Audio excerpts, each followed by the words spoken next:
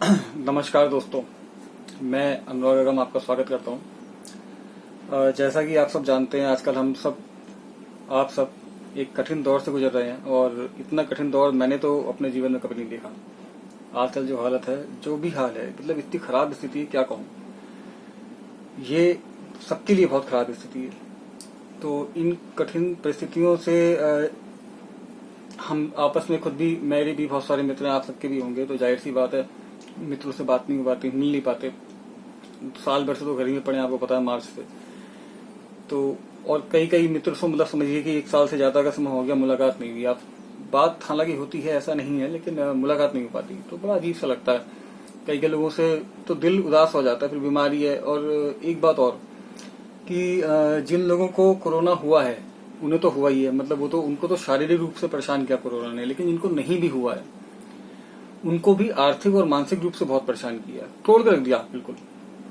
भाई, एक परिवार में किसी एक व्यक्ति को कोरोना होता है ना, तो बीमार एक व्यक्ति होता है, तो एक व्यक्ति अकेला बीमार नहीं होता है, उसका पूरा परिवार बीमार हो जाता है। इतना ज्यादा प्रकोप रहा है इस बीमारी का, और अभी पता नहीं कितने दिन तक और रहेगा। मतलब जहां तक मैं पढ़ता रहता हूँ, रिसर्च वगैरह पढ़ता हूँ थोड़ी बहुत, तो हो सकता है कि हमें 1 साल, लगभग ये पूरा साल भी हो सकता है कि संभलते संभलते लग जाए हमें। तो ऐसी स्थिति में हम क्या कर सकते हैं? बाहर जा नहीं सकते हैं, घर में रहते रहते वैसे ही आदमी अवसादग्रस्त हो जाता है।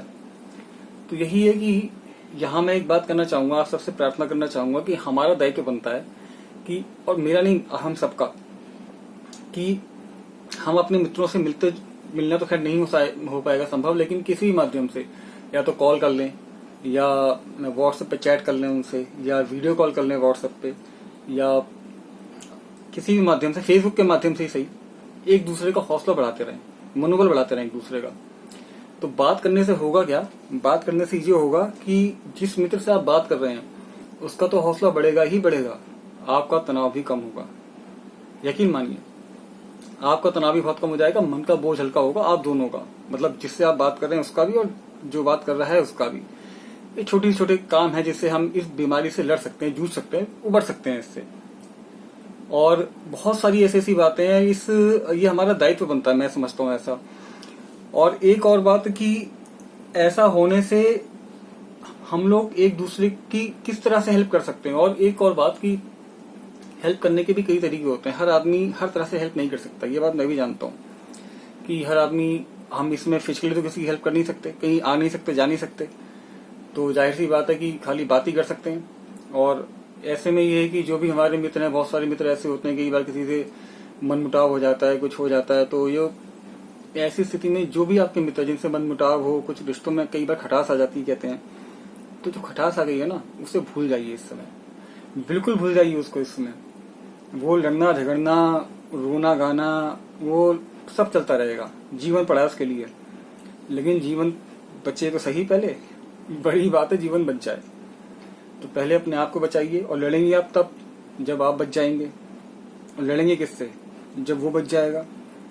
तो इसके लिए ये जरूरी है कि इस समय उसका हौसला बढ़ाइए, पूरी कोशिश कीजिए कि जैसे भी उसको आप उसका मनोबल बढ़ा सकते हैं, किसी भी तरह से उसको हौसला दे सकते हैं, किसी भी तरह से, जो आपकी विधा हो, जो आपका किसी भी रूप में। आप नहीं कुछ कर सकते तो ऑनलाइन मिठाई भेज दीजिए 250 ग्राम उसके घर पे, अच्छी सी लिख के 4 पंक्तियां भेज दीजिए, कोई समस्या नहीं है।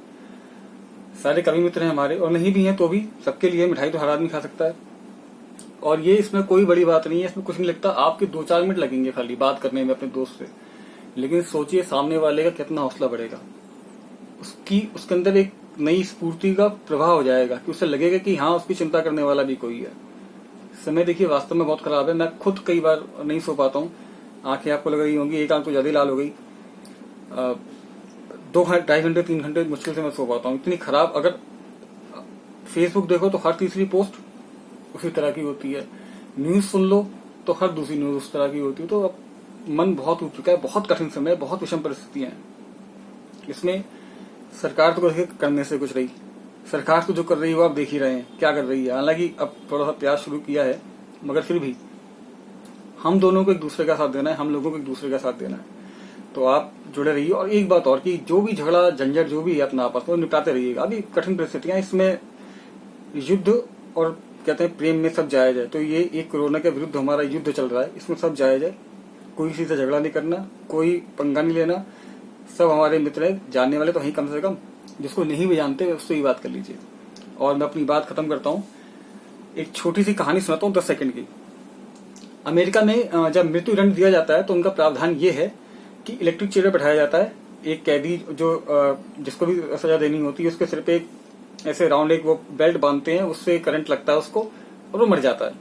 तो कुछ वहां के वैज्ञानिकों को कुछ प्रयोग करना था, तो उन्होंने सरकार से परमिशन ली कि इस कैदी को तो मरना ही है, तो क्यों ना इस पे ही प्रयोग कर लिया जाए, मरना तो इसे वैसे भी है।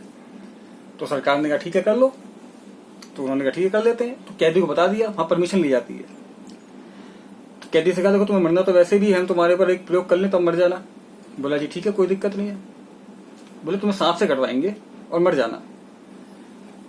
कैदी को कुर्सी पे बिठाया, उसकी आंखों पे एक पट्टी बांधी ब्लाइंड फोल्ड, और सांप तो उनके पास था नहीं, तो एक जो पिन नहीं आती हमारे यहाँ जो महिलाएं जूड़े में लगाती हैं उस तरह की एक पिन थी छोटी सी, वो लाके उसके हाथ में चुभा दी, और उसके बाद उसका आंखों से पट्टी हटाई और कहा कि आपको सांप ने काट लिया है, और यकीन मानिए वो कैदी मर गया।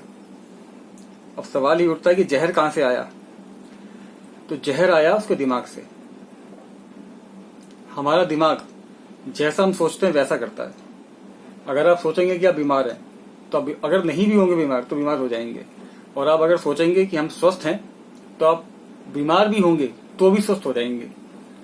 आपको लग रहा होगा फालतू का उपदेश दे रहा है, भाषण दे रहा है, ऐसी कोई बात नहीं। मैं जीता जागता आदमी आपके सामने खड़ा हूं। मुझे कोरोना हुआ था दिसंबर में, लोग 14 दिन एडमिट रहते हैं, मैं 7 दिन में फ्री होके आ गया था वहां से, और आपके सामने चकाचक खड़ा हूं। वजन थोड़ा कम हो गया वो तो खैर ठीक है, अलग बात है, अब कुछ तो फर्क पड़ेगा ही, मैं कोई पहलवान तो हूं नहीं, लेकिन दिमाग की बात बता रहा हूं खाली।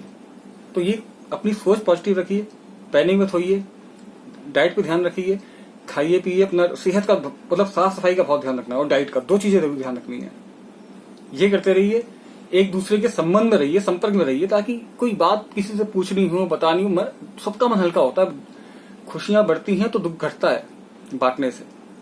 तो इसी बात के साथ बस मैं यही कहना चाहूंगा कि अपना ख्याल रखिए और संपर्क में रहिएगा। जिस आप में से किसी को भी मुझसे बात करनी हो तो मैं तो हमेशा संपर्क में रहता हूँ, लोगों के करता रहता हूँ बातचीत। आपका भी स्वागत है, आप भी अपने मित्रों के संपर्क में रहिए, अपने रिश्तेदारों के संपर्क में रहिए, सबका ख्याल रखिए, ध्यान रखिए अपना और अपनों का। जय हिंद।